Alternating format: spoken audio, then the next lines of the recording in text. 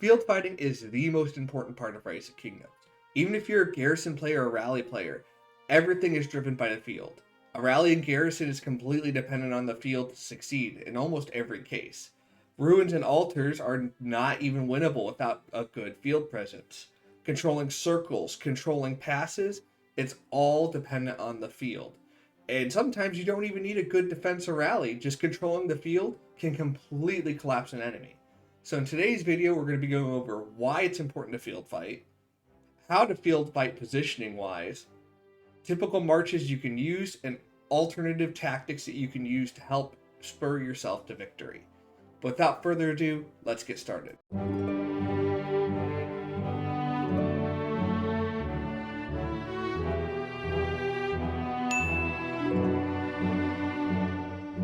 So why is field fighting so important?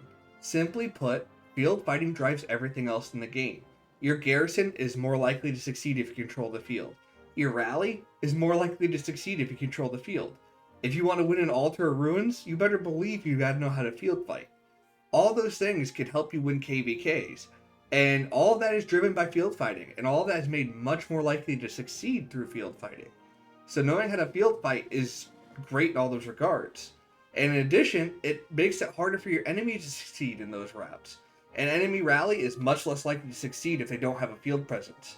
An enemy garrison is much more likely to fail if you don't have field reinforcements to help keep the building topped off. And there's also the moral and morale victory that you get. If you drive the enemy from the field, not only do you objectively gain the area, and it takes them a while to regroup even if they are super organized, and push back to where you are, it also demoralizes them because losing isn't exactly fun. So a lot of players start to dissipate, and if you already had a troop advantage, that troop advantage is going to get larger, and those odds are going to get harder to surmount. And that's something that not even tech can override. A full tech player is only 7 marches. So even at 7 marches, you could be overwhelmed by sheer numbers if the enemy has 3 to 4 times what you have. And successfully playing your field fights can really swing that to your favor and help turn what looks like a crazy disadvantage into your greatest advantage. So now that we've talked about why field fighting is important, let's talk about how you should be field fighting. So, your goal as a field fighting is to drive the enemy from the field. There are 3 ways that you can do this victory. One is through field cohesiveness. The more cohesive you are as a unit, the more likely you are to succeed. It makes it harder for the enemy to pick a single march out of your group, and it makes it harder for them to be able to single you out if they pull you away if you can stay cohesive, making it basically more of a strategic thing. Second is numbers. This is the biggest thing free-to-plays have to their advantage, because even though full max tech players can have higher level tech that gives them extra marches, sheer numbers will win you the day on that, especially if you're building supports. And the third thing, and the thing that you can have the most control over, is target priority. You want to make sure that you take out the soft targets first. You want to take out supports and damage dealers before you take out tanks, as you can then focus on the tanks once there's no damage to support them. And that helps you create more advantage out of the marches that you do have. These 3 things in conjunction can lead you to victory. And individually, they are powerful. Together, they are basically an unstoppable force, and if you can get this field presence, like I said earlier, your marches are much more likely to succeed in the rally and garrison department, which then translates to more momentum and more chance for you to win. So just remember those things. Cohesiveness is important. Numbers is huge, and target priority can carry you the day. Now that we've covered the basics of what you need to do, let's put these into practice with positioning exercises. On the map, you will see 4 marches. In this example, we're going to be using this flag right here as our enemy flag. And we're going to be using this flag as our allied flag. So you'll have 4 positions. This position where the Lohar is right now is not a position you want to be in. This is essentially the regrouping position. The only time you should be in this position is when you're regrouping because your field marches have been driven from the field. This position does not generate any pressure. and it does not protect any locations, making it essentially useless for the field. Because your main goal as a field is to be an interference force and to prevent the enemy from gaining control of an area. So you are not protecting anything here versus the front, and you've already given up the leverage. Rather, you should be where Scipio Prime is, in any area around here. You want to position yourself between the enemy force and your protecting building. So you want to make sure that the enemy have to fight past you to surround the building or to attack the building, or push past you to attack whatever the objective happens to be, whether it's a ruins area or an altar area. Now, if you're fighting on two fronts, you may need to position in a spot that covers both fronts.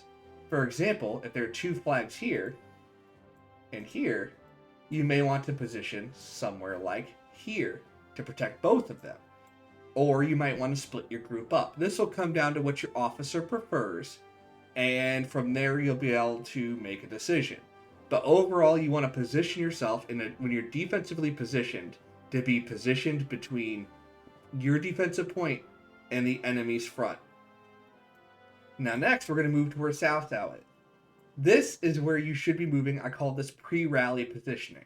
You should be in this position with your marches before the rallies even started.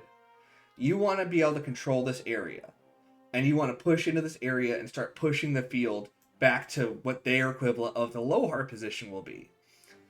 And you want to make sure that they cannot help reinforce their garrison in the end goal. So this is where you want to be before the rally starts. Once the rally starts, you want to try to push to where Joan Prime is. This does a few things. One, it will occupy the space around a garrison so that the enemy can't teleport close if they haven't already. This is a more minor thing, but it is useful. Two, it clears off your area for teleportation so that you can get your rally leaders and your fighters even closer. This is, again, a pretty minor thing.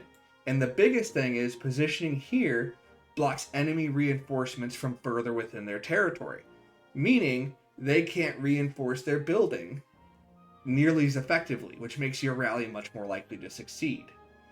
This is great, and if you do have enemy cities in the area, you want to position yourself, like if this is an enemy city, I want to position myself between the city and the flag, so that any enemy will have to fight through the field presence to reinforce the flag.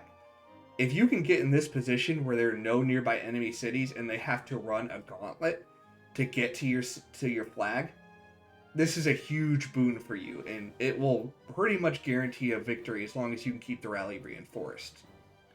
The last thing to remember is once you move to this position, occupy any nodes they can hop to, and occupy the space continuously.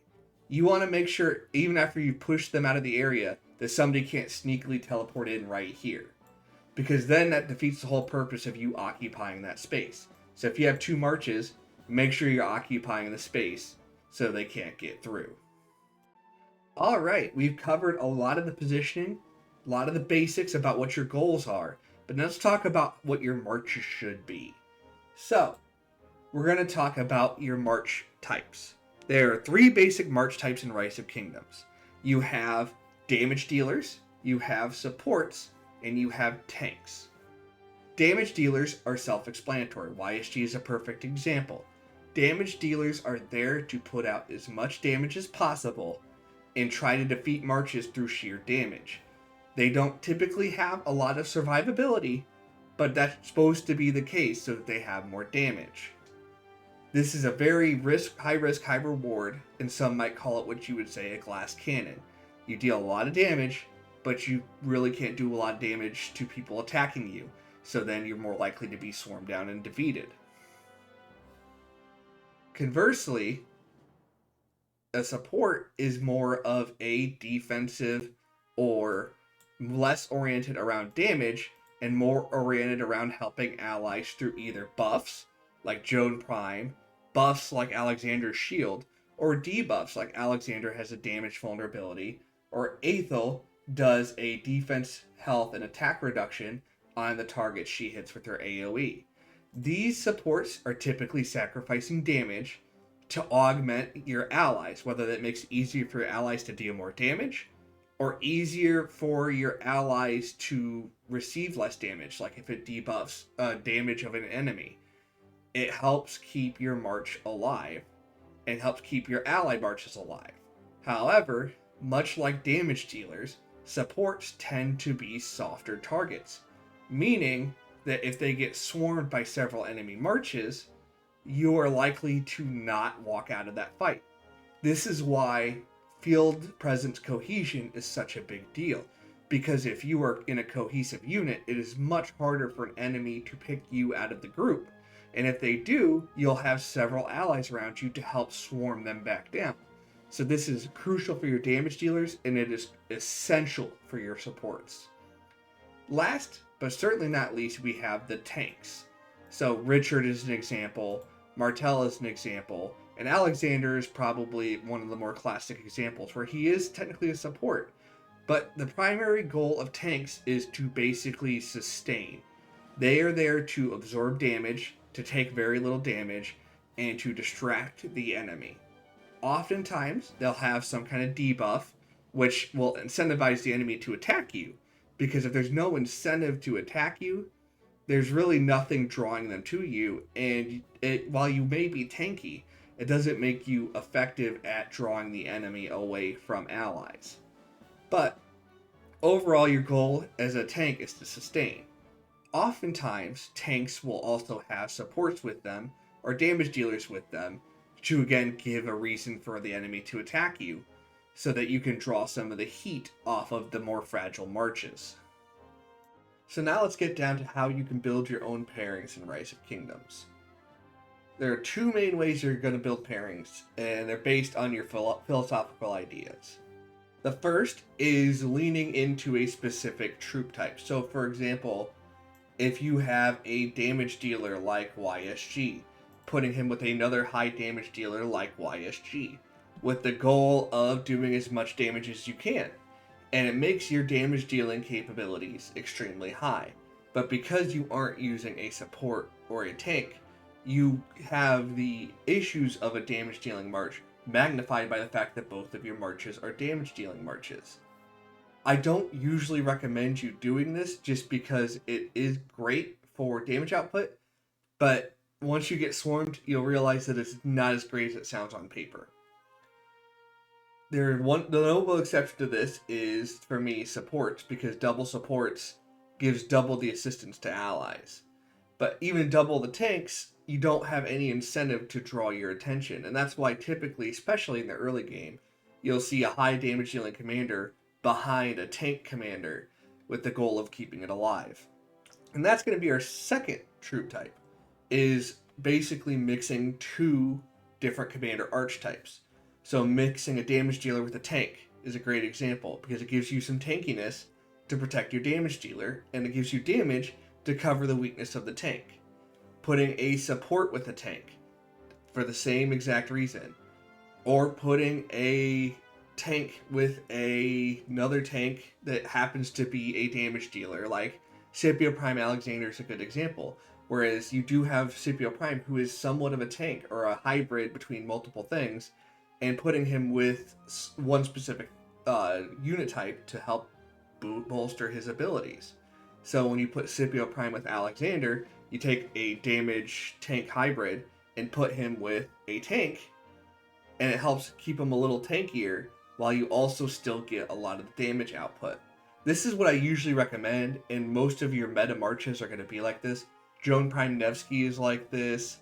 You're going to see it a lot with Scipio Prime just because he checks so many boxes. Liang can be put behind tanks all the time, but there aren't a lot of tanky archer commanders, so that is kind of a hard way to fill a gap because there's not really any tank commanders or archers that you could use in that situation. But overall, those are going to be your two main philosophies. You're going to have to pick between the two of them based on what you want to do. And if you want to go full damage, that is completely fine. It's just you got to be able to roll with what you can and mitigate what risks you have. And that's going to be where your philosophy is. If you are able to mitigate the risk of being swarmed and are able to protect your march very effectively, that damage dealing march is going to do way better than any hybrid march. but it's also more challenging and it has to fit your playstyle. Whereas the reason the hybrid marches are so popular is because it's very forgiving for players. If you aren't great at keeping yourself out of trouble, if you have a tank commander in the lead, it's not going to be as painful if you do get swarmed a little bit until you can get to safety.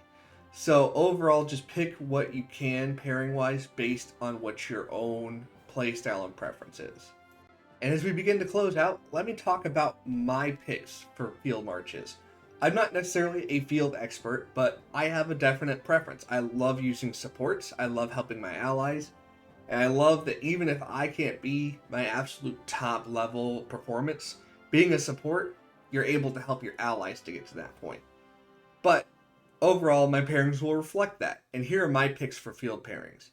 First, for the field, I like having Joan Prime Nevsky or Joan Prime William. Both are excellent, and Joan Prime William is a little more supporty, whereas Joan Prime Nevsky is a little higher damage. Between the double cast of Joan's first skill with her fourth skill passively, and the defense break that now hits the Joan Prime skill, or if you want to go with the Joan Prime skill that gives you take the rage and pair it with William's rage buff as well, to help get yourself a little bit of boost and be able to help give yourself 20% rage and get a ton of rage over that time, plus the recast giving you even more rage and giving your allies that same buff.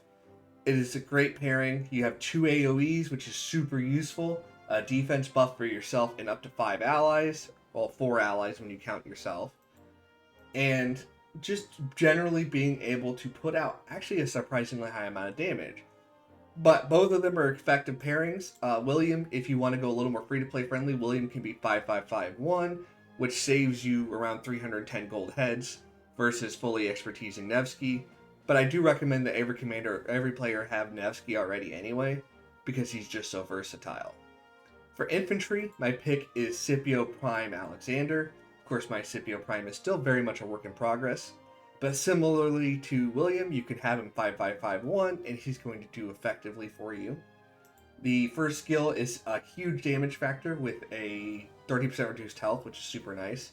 And Alexander both provides a shield for yourself and allies to support, as well as a damage vulnerability for up to 3 enemy targets, which is super useful. And 30% damage taken is a lot bigger than it seems like on paper. So this is my personal preference in pairing for infantry, and I stick by it a lot. For archers, I prefer Boudica or Nebu in the primary, with YSG or Liang, depending on what you have available. For me, that's Nebu YSG, but Boudica is probably the better option overall. But my field marches have kind of fallen to the wayside, being that I invest so heavily in garrisons. So even if you only have Nebu YSG, that is going to be an effective march for you. But Boudica YSG, Boudica Liang, Nebu Liang, all 4 of those pairings are just going to be super effective for you because you get the mobility, you get a little bit of survivability if you're using Boudica Prime, you get a great AoE in both Liang and YSG, and you're not as vulnerable as using Liang and YSG. But those are overall my personal preference and pairings. And of course, for mixed troops, there aren't nearly as many. Honda is a definite option. I don't have a lot of experience using him, but I know that there are several in my kingdom that do like him, and he does tend to trade decently in that regard. But my only real mixed troop unit I use is Trajan, and I don't really recommend it for a lot of players because the damage vulnerability you get on his skill is super risky, and since you don't have a lot of mobility, you are really committed to the support, and that's something that a lot of people probably don't want to do. But if you do want to build Trajan and you want to build him as a support and help your allies, the skill damage to your allies is huge, and you can pair him with somebody like Bulan to help buff your allies, Aethelflaed to help debuff enemies, or just any other support that you can use, or you can even put him with like an Alexander to help build up his tankiness. Although with Trajan you need 3 or more units, so you can't then put Alexander primary and run hold the line. But with that, we're going to stop our discussion here on field fighting at this point. It is very much a very basic level explanation, but there's so much complexity and so much variation depending on your own kingdom's makeup, your own kingdom strategy, that there's probably enough content to cover in a dozen videos or more if needed. So let me know in the comments if you have any questions, and I'll do my best to answer them as quickly as I can. If you want to see another video topic covered, let me know down there as well, because it is the easiest way to get your content featured in future videos. And as always, good luck, fight well, and I will see you on the battlefield.